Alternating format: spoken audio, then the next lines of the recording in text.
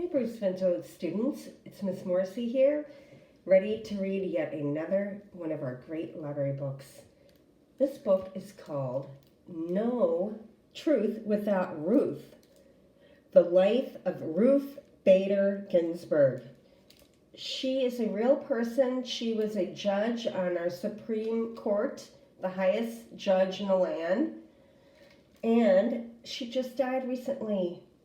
She is a great inspiration. She's going to go down in history as a great woman judge, and the things that she's done were really big for especially women, but for everyone in the U.S. So this book is written by Kathleen Krull, and the person who did the artwork is Nancy Zhang.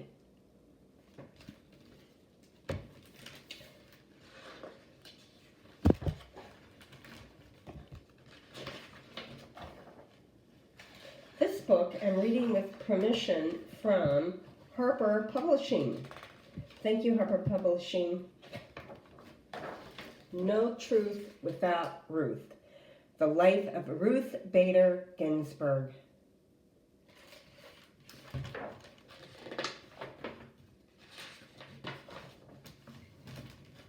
We may take it for granted now that women should be treated as equals, that daughters are valued just as much as sons. But girls and women used to face unfairness every day in their families, schools, and workplaces.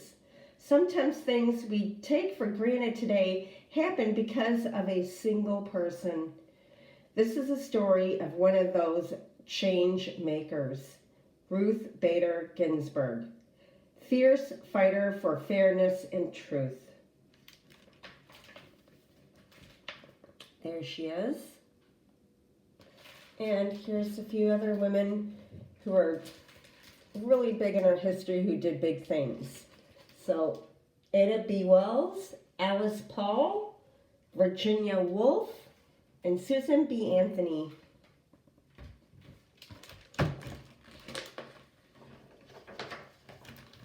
Ruth always said that her mother, Cecilia, was the smartest person she ever knew. Cecilia loved to learn. She brought home straight A report cards and showed them to her father. He didn't care about that because she was a girl. That was the way things were. When Cecilia was 15, she graduated high school 3 years early. At the top of her class, she went to work in a factory, earned the money to send her older brother on to college. After she got married, she quit her job because wives weren't supposed to work outside the house. Cecilia poured her love of learning into her daughter. Every week, the two of them walked to the library, where Cecilia pushed Ruth from Greek myths to Nancy Drew and beyond. The library was right above a Chinese restaurant, so from then on, reading made Ruth think of savory smells. And her mom. She was hungry for knowledge, always wanting to find the truth. No truth without Ruth.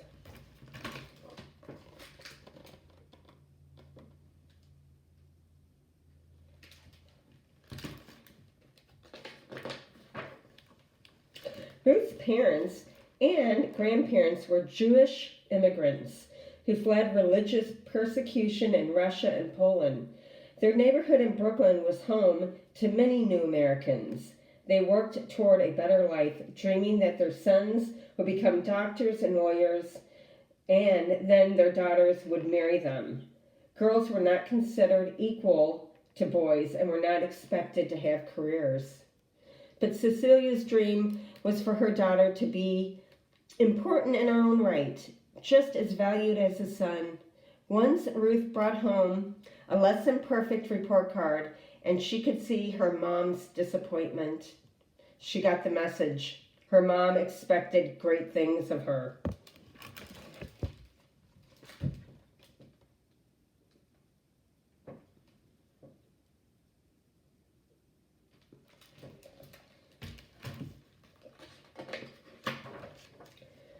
When Ruth was 13 at her Jewish summer camp, she was the camp rabbi, the leader of the religious services decades before women were allowed to become real rabbis.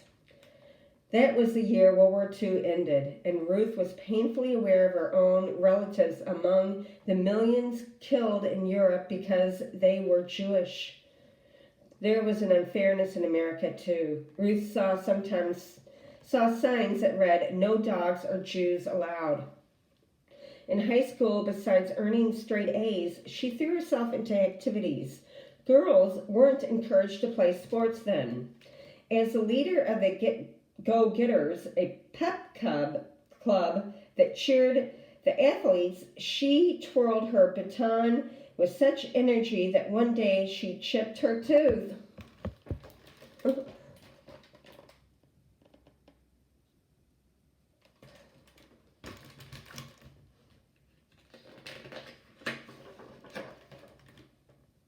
Ruth had a sad secret at home.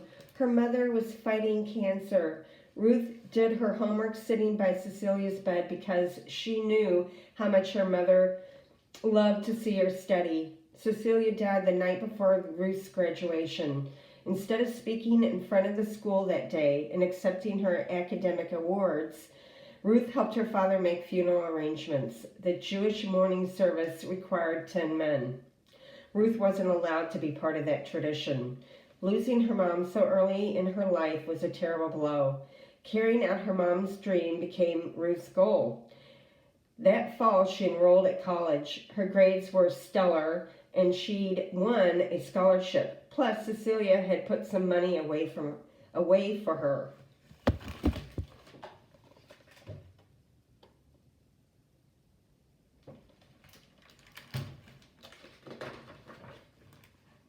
In college, other students called her scary smart because it was a time when girls were supposed to hide their smarts. Ruth memorized the locations of the women's bathrooms on the campus and hid out studying there. She read in the news about Joseph McCarthy, a famous senator from Wisconsin who attacked people he thought were national enemies. He ruined lives and threatened America's freedoms. Ruth was impressed by the brave lawyers who stood up to him. Being a lawyer, a fighter for fairness, seemed heroic. Most young men didn't care if a girl had a brain.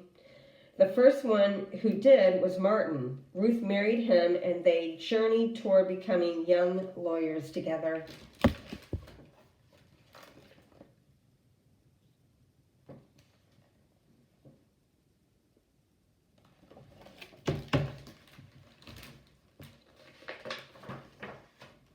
In law school, Ruth stood out in a major way. She was one of only 9 women in her class of more than 500. Most places around campus were opening up to women, but a few were still men only. Professors who weren't comfortable with women students sometimes called them as a joke to mock them as if they didn't know the right answers. One evening, the dean of law school invited the 9 female students to dinner at his house. How thoughtful. But it turned out he wanted to ask why each was there taking the place of a man. Ruth was so flustered that she mumbled something she knew he'd like. She wanted to understand her husband's better work.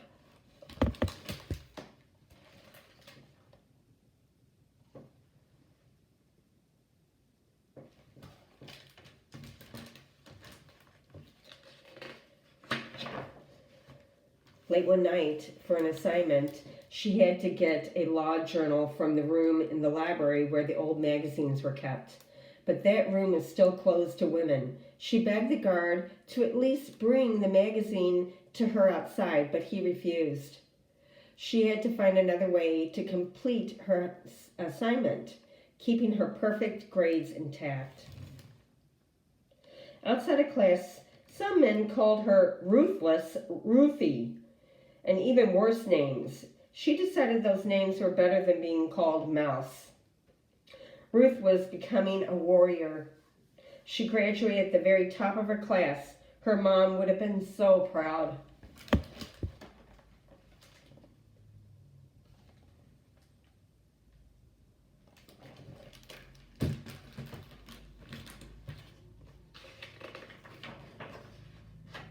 But she didn't get a single job offer. Every law firm rejected her. Job description said men only. A kindly professor helped, trying to find her a job as a clerk to a judge instead. One judge asked if Ruth wore skirts. He couldn't stand women who wore pants. Then the judge said, "Never mind, I'm not hiring a woman." Ruth began clerking for another judge. From there, she went on to teach law as a professor at one of the few law schools willing to hire a woman. And one day, Ruth Bader Ginsburg began to fight for truth, to fight to change America.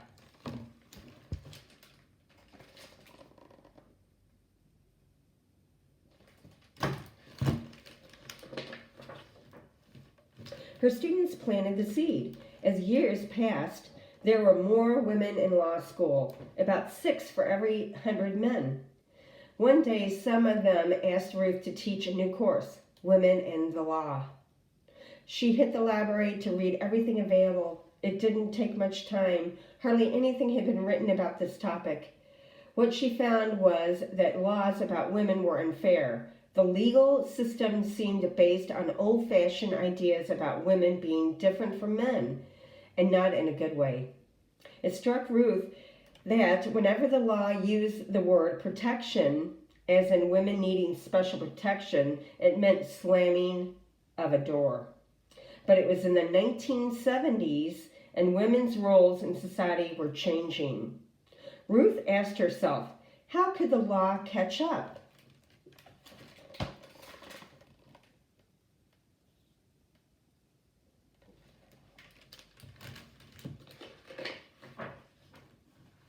She divided her time between teaching and helping to find the Women's Rights Project.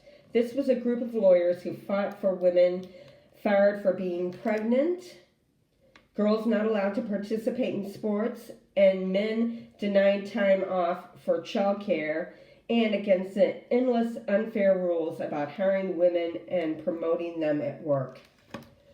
Ruth was the group's chief lawyer. She wrote arguments for many of its cases, sometimes going to the lower courts to argue them in person.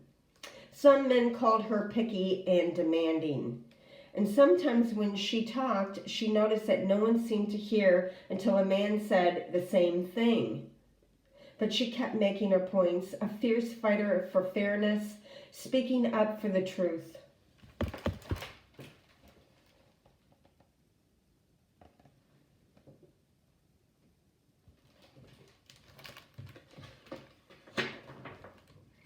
One January afternoon in 1972, she got ready to argue her first case in person in front of the mighty Supreme Court, the highest court of all. These were 9 most important judges in the country, all men appointed to the bench for life.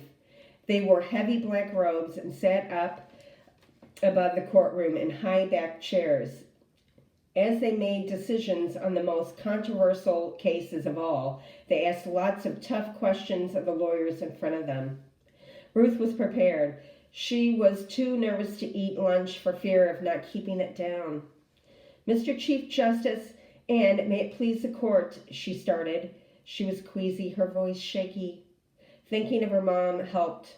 For that very reason, she wore her mom's circle pin in her earrings. She was suiting up in an armor to fight her opponent that day, the United States government, and truth was her weapon.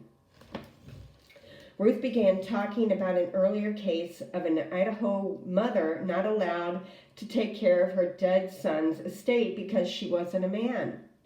Ruth knew the case well. She had written the argument that the mother should be allowed to handle her son's affairs, and her side had won. The Supreme Court had declared for the first time that a law treating men and women differently violated the United States Constitution. It was illegal. Now Ruth wanted to build on that decision.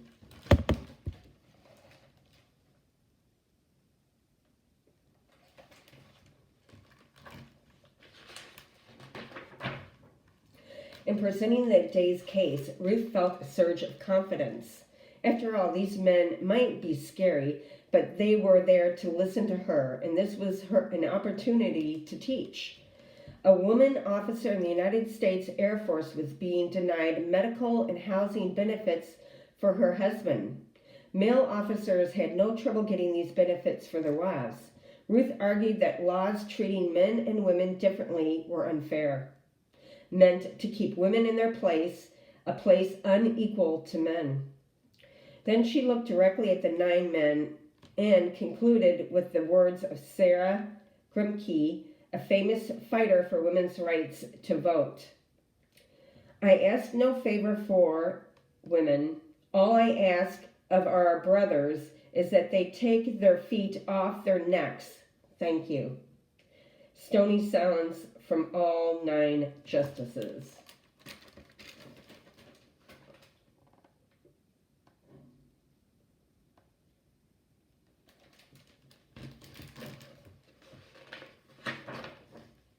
It is most unusual that not one of them had interrupted Ruth with questions. The men stared at her. Were they stunned? Not listening? Offended? Asleep? The justices had hardly any experience with legal arguments about women. In his diary that night, one of them graded her performance C+. Very precise female. But 5 months later, after debating Ruth's case and the others on their docket, the 9 justices handed down their verdict. The vote was 8-1 in favor of Ruth. This was a landmark victory. Women were people too. Ruth had fought for fairness and won. The more Ruth appealed at the Supreme Court, always wearing her mother's pin and earrings, the more respected the judge showed her.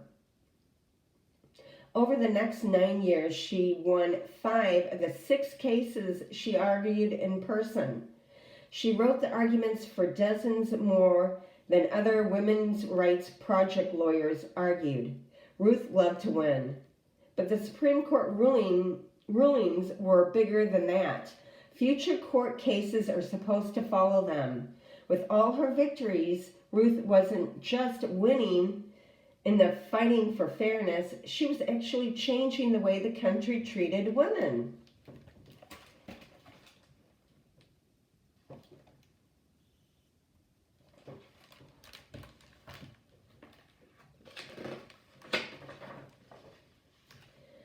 Ruth chose her cases by looking for ways that men were being hurt too. Unfairness, she said, is bad for everyone. It's bad for men, it's bad for children.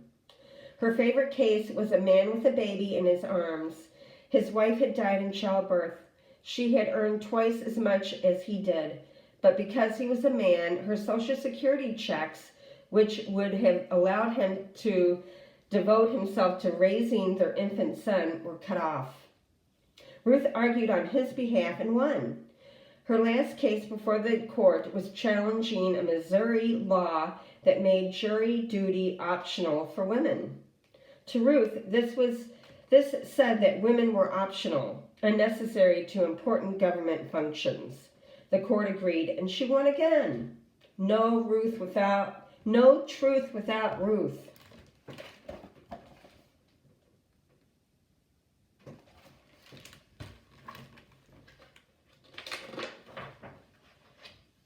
By 1980, Ruth was the single most important fighter for fairness, women's and men's, in American history. She was famous.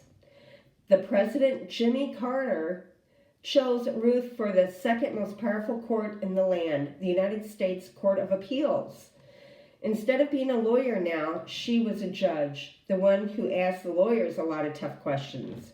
Her job was to hand down verdicts on all kinds of cases, making decisions according to the Constitution, not according to her personal feelings. It was another way for her to battle unfairness. 13 years and many verdicts later became a beautiful sunny day in the White House Rose Garden. President Bill Clinton announced Ruth's nomination to the highest court of all. I know well how the Supreme Court affects the lives of all Americans personally and deeply.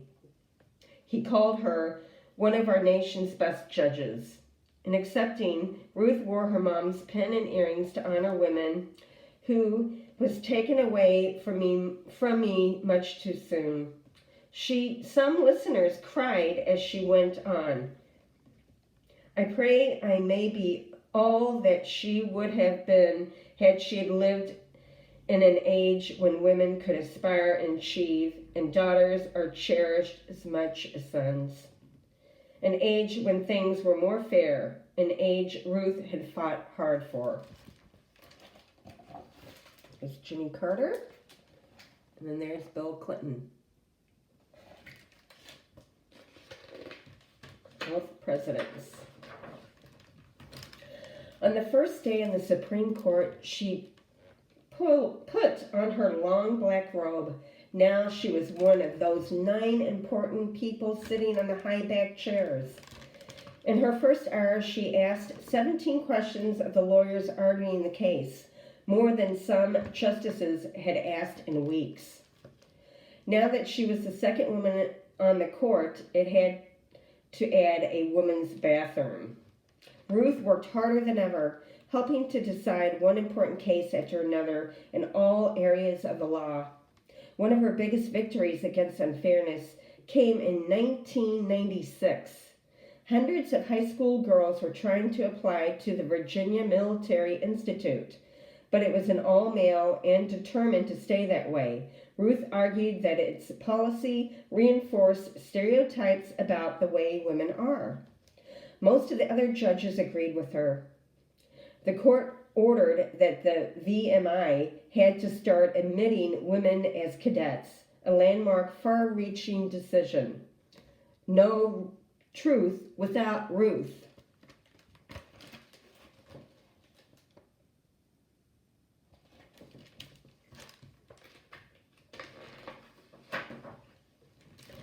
With 8 other judges deciding on cases, Ruth didn't always get her way. Sometimes the bravest thing she could do was dissent or disagree with the majority. She used dissent to make her voice heard when she saw signs that the progress she fought for was slipping. One decision that angered her came in 2007. An Alabama woman had sued her employer on finding out after 20 years on the job that she was being paid much less than the men holding the same job. The court ruled against her, saying too much time had passed for her to take legal action.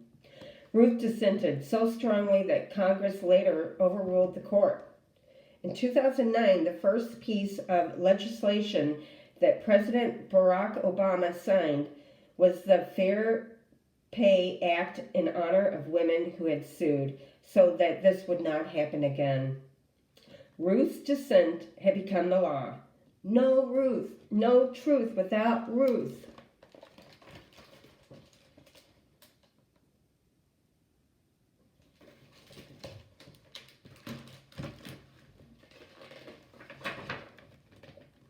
Over the years, the Supreme Court, she twirled her baton and went parasailing, whitewater rafting, horseback riding, paddle boarding, and water skiing.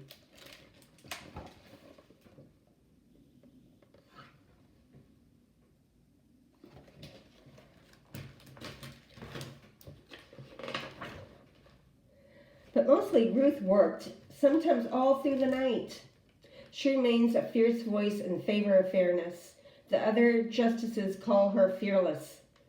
The fight for women's equality continues, but the America Ruth and her mother grew up in no longer exist, thanks in part to her. She is on record as saying she'd like to see 9 women on the Supreme Court. Until then, she is the RBG. Scary, smart, and fearless, picky and demanding, and a powerful fighter against unfairness. No truth without Ruth.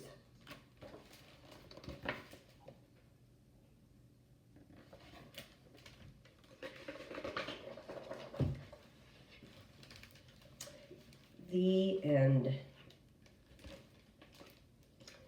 Okay, so I actually have some pictures of Ruth Bader Ginsburg to show you.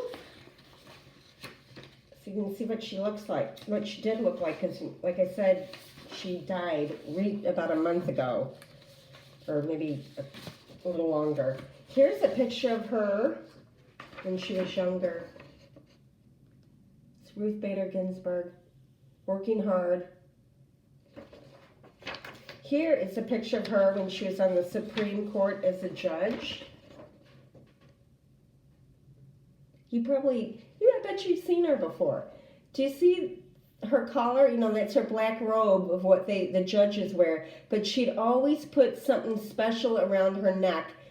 It's kind of like to show her femininity, you know, and show that I'm different and I'm going to decorate this and this is going to be, I own it. Which I thought was super cool. And then here is a really cute picture of her.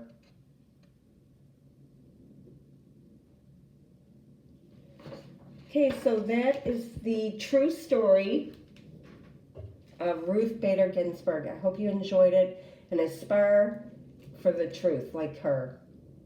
Thanks. Until next time. Bye.